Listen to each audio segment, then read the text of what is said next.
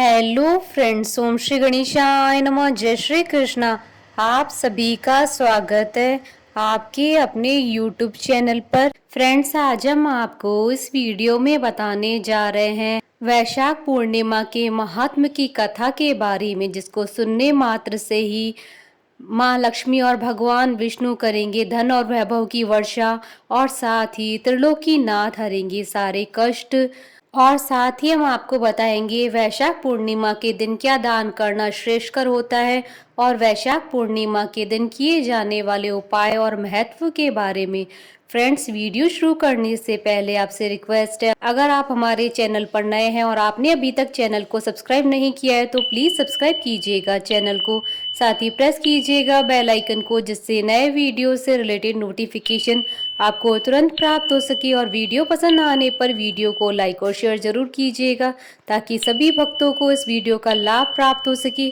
और comment box में जय श्री कृष्णा जरूर लिखिएगा। हिंदू धर्म में वैसे तो हर मास की पूर्णिमा का महत्व होता है, परंतु पुराणों में वैशाख की पूर्णिमा को अत्यंत पवित्र एवं फलदायी तिथि माना गया है। वैशाख पूर्णिमा के दिन पिछले 1 महीने से चला आ रहा वैशाख स्नान और विशेष धार्मिक अनुष्ठानों की पूर्ण आहुति की जाती है। मंदिरों में हवन पूजन के बाद वैशाख महात्मा कथा का पारायण भी किया जाता है। हिंदू धर्म के अनुसार वैशाख मास धार्मिक दृष्टि से हर महीनों में उत्तम मास माना गया है। इस मास की पूर्णिमा तिथि को गंगा स्नान, दान, पुण्य और व्रत करने से विशेष लाभ प्राप्त होता है।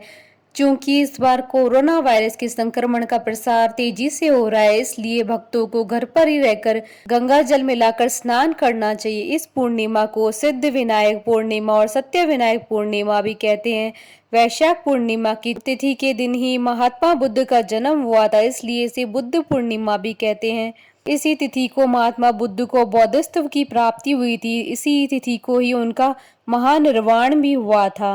भगवान श्री कृष्ण ने वैशाख पूर्णिमा का महत्व अपने परम मित्र सुदामा को उस समय बताया था जब वे द्वारिका पहुंचे थे। श्री कृष्ण जी के बताने के अनुसार सुदामा जी ने व्रत किया, इससे उनकी दरिद्रता और दुख दूर हो गए थे। इससे वैशाख पूर्णिमा का महत्व और बढ़ जाता है।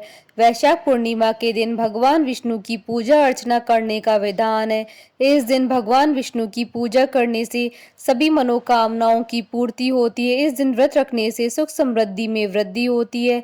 वैशाख पूर्णिमा को बुद्ध जयंती के रूप में भी मनाया जाता है।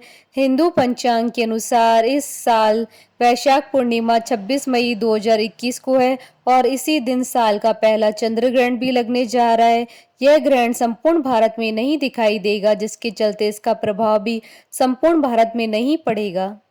भविष्य पुराण और आदित्य पुराण के अनुसार इस दिन प्रातः नदियों एवं पवित्र सरोवरों में स्नान के बाद दान पुण्य का विशेष महत्व कहा गया है। धर्मराज के निमित्त जल से भरा हुआ कलश, पकवान एवं मिष्ठान आज के दिन वितरित करना गोदान के समान फल देने वाला बताया गया है। वैशाखी पूर्णिमा के दिन शक्कर और तिल दान करने से अनजाने में हुए पापों का क्षय हो जाता है।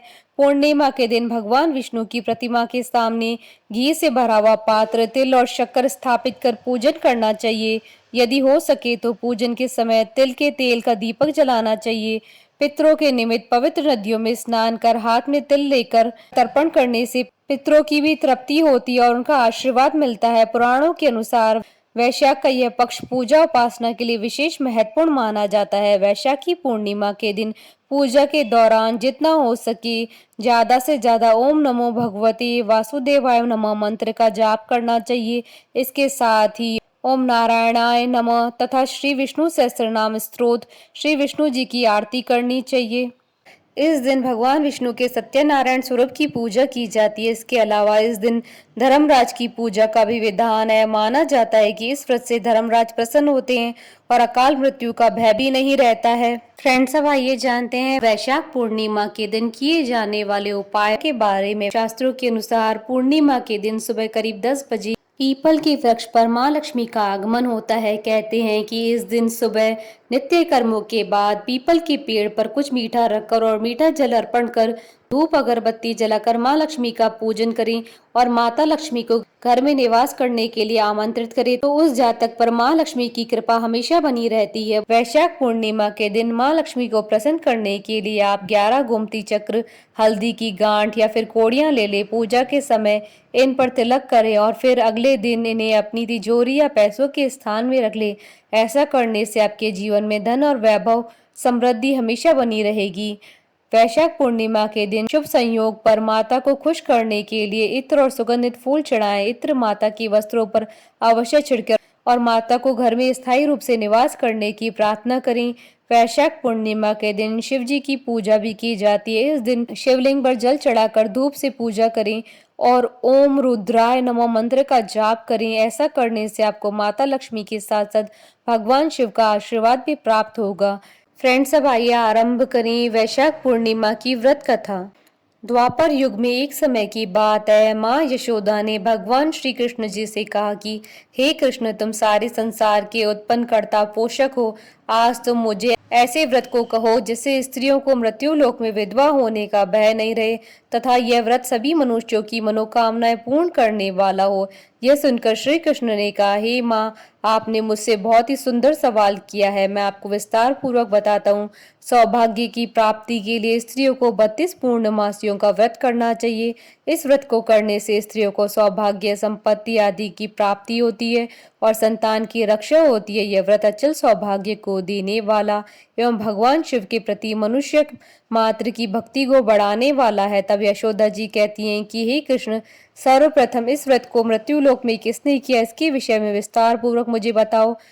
तब भगवान श्री कृष्ण कहते हैं कि इस भूमंडल पर एक अत्यंत प्रसिद्ध राजा चंद्रहास्य से पालित अनेक प्रकार के रत्नों से परिपूर्ण कांतिका नाम की एक सुंदर नगरी थी। वहां पर धनेश्वर नाम का एक ब्राह्मण निवास करता था। उसकी स्त्री अति सुशीला रूपवती स्त्री थी। दोनों ही उस नगरी में बड़े प्रेम के साथ निवास करते थे। घर में धन धान्य आदि की कोई कमी नहीं थी। उनको एक बड़ा दुख था, उनके यहाँ कोई संतान नहीं थी। इस दुख से वे अत्यंत दुखी रहा करते थे। एक समय एक योगी नगरी में आया। वह योगी उस ब्राह्मण के घर को छोड़कर सभी के घर से भिक्षा लाकर भोजन किया करता था। रूपवती से वह भिक्षा नहीं लेता था। उस योगी ने रूपवती से भिक्षा न लेकर के और अन्य दूसरे घरों से भिक्षा लेकर भिक्षा के अन्न को गंगा किनारे पर जाकर बड़े प्रेम के साथ खाया। तभी धनेश्वर ने योगी को ऐसा करते हुए देख लिया। अपनी भिक्षा के अनादर से दुखी होकर के धनेश्वर योगी से कहता है कि हे महात्मन, आप सभी घरों से भिक्षा लेते हैं लेकिन मेरे घर की भिक्षा कभी नहीं लेते, इसका क्या कारण है? तब योगी ने कहा कि निसंतान के घर की भीख पतितों के अन्न के समान होती है और जो पतितों का अन्न खाता है वह भी पतित यानी पापी हो जाता है। क्योंकि तुम निसंतान हो, तुम्हारे यहाँ कोई संतान नहीं आता, पतित हो जाने के भय से तुम्हारे घर की भिक्षा नहीं लेता हूँ। धनेश्वर यह बात सुनकर अपने मन में बड़ा दुखी हुआ और हाथ जोड़कर योगी के पैरों पर गिर पड़ा तथा आतुर भाव से कहने लगा कि हे महाराज, ऐसा है तो आप मुझे कोई पुत्र प्राप्ति का उपाय बताइए। आप सब जानने वाले हैं, आप मुझ पर अवश्य कृपा करें। धन की मेरे यहाँ कोई कमी नहीं है, लेकिन पुत्र यानी संतान न होने के कारण बहुत दुखी हो गया हूँ। मेरे इस दुख का हरण कीजिए, आप सामर्थ्यवान हैं।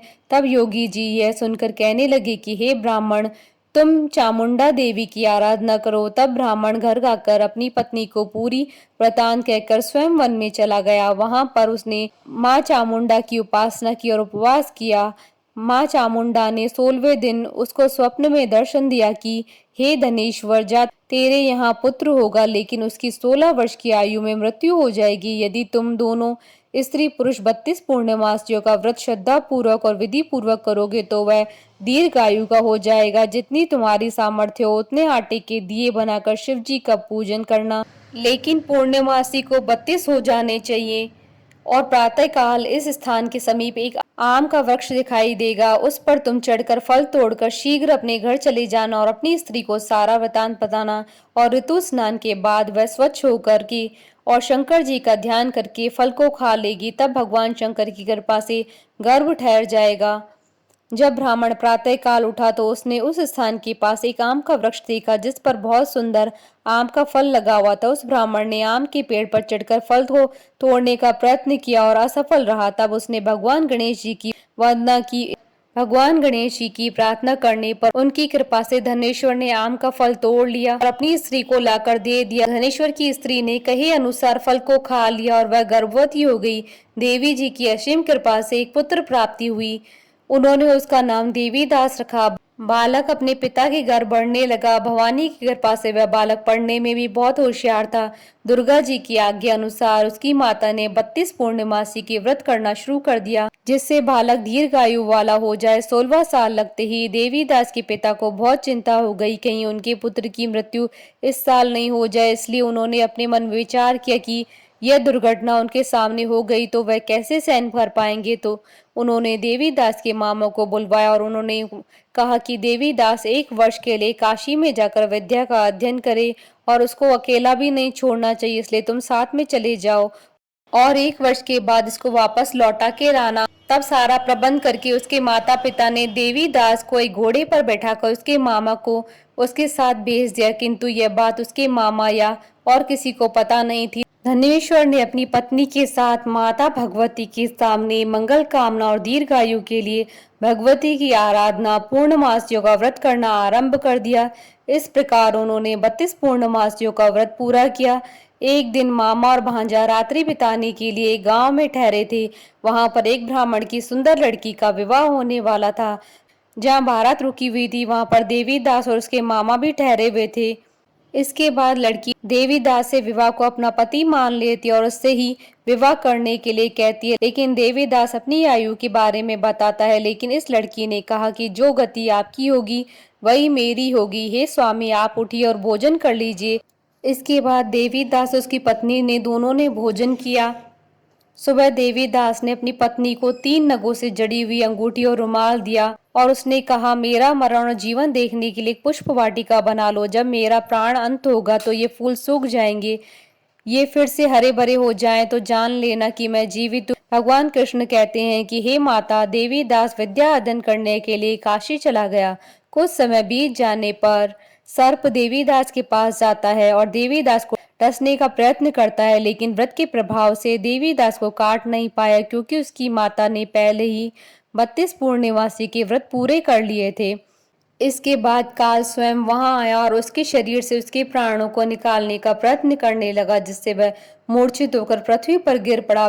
भगवान की कृपा से माता पार्वती के साथ शंकर जी वहां पर आ गए। माता पार्वती ने शंकर जी से कहा कि इसकी माता ने पहले ही 32 पूर्णिमासी का व्रत किया है, आप उसको प्राण दान दे। इस प्रकार शिव जी ने उसके प्राणों की रक्षा की और काल को पीछे हटना पड़ा। देवीदास स्वस्थ होकर पुनः बैठ गया। उधर उसकी स्त्री उसके काल की प्रतीक्षा किया करती थी। जब उसने देखा कि पुष्प वाटिका में पुष्प और पत्ते नहीं रहे तो उसको अत्यंत आश्चर्य हुआ, लेकिन जब वह वाटिका फिर से हरी भरी हो गई तो वह जान गई कि उसके पति को कुछ नहीं हुआ। यह देखकर वह बहुत प्रसन्न मन से अपने पिता से कहने लगी कि पिताजी, मेरे पति जीवित है, आप उनको खोजो। 16वां साल बीत जाने पर देवीदास अपने मामा के साथ काशी से वापस चल दिया। उधर उसके ससुर घर से उसको खोजने के लिए जाने ही वाले थे कि लेकिन वहां पर मामा और भांजे पहुंच गए। ससुर उनको अपने घर में ले आया और नगर निवासी वहां पर एकत्रित हो गए और उन्होंने निश्चय किया कि इस कन्या का विवाह इसी बालक के साथ हुआ होगा।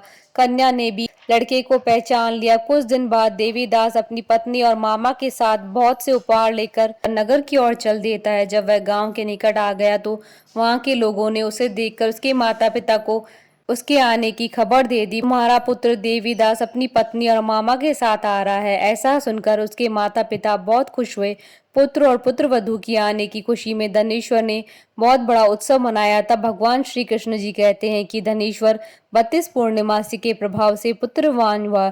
जो भी व्यक्ति या स्त्री इस व्रत को करते हैं वह जन्म जन्मांतर के पापों से छुटकारा प्राप्त कर लेते हैं। बोलिए भगवान श्री कृष्ण की जय, भगवान विष्णु की जय, भगवान शंकर माता पार्वती जी की जय। हमारे साथ इस वीडियो में अंत तक बने रहने के लिए आपका धन्यवाद। ओम श्री गणेशाय नमः। जय श्री कृष्णा।